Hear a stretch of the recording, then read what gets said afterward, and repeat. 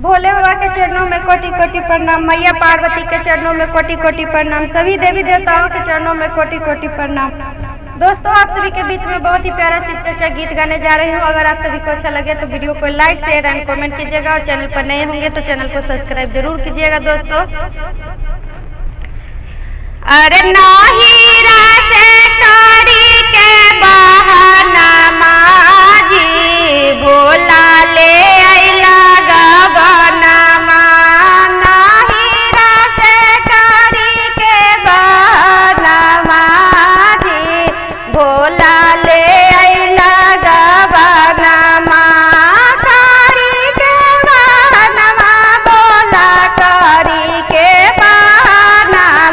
अरे नाही रासे करी के बहाना माजी भोला ले आइला गबना नाही रासे करी के बहाना माजी भोला ले आइला गबना नाही रामे हालई भोला कोठा से हटारी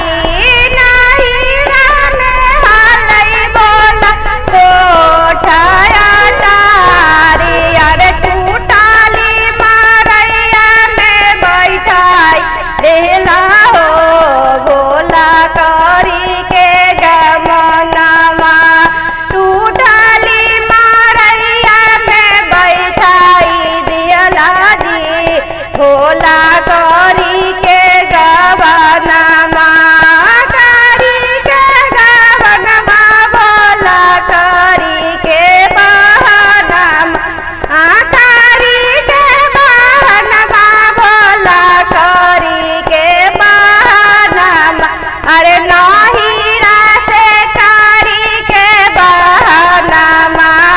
जी भोला ले आइला गबना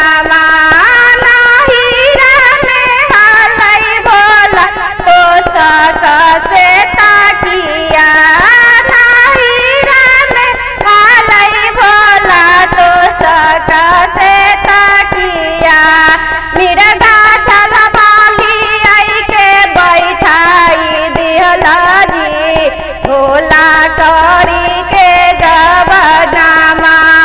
मिर्गा चलवालाई के बैठाई दिहला जी भोला लाई के गबनमा नाही रामे हालई भोला सोने के गहनामा नाही रामे हालई भोला सोने के शिकारिया यार नागावा के हारावा दिखाई देला हो भोला लाई के गबनमा यार नागावा के हारावा दिखाई दिहला जी भोला लाई के गबनमा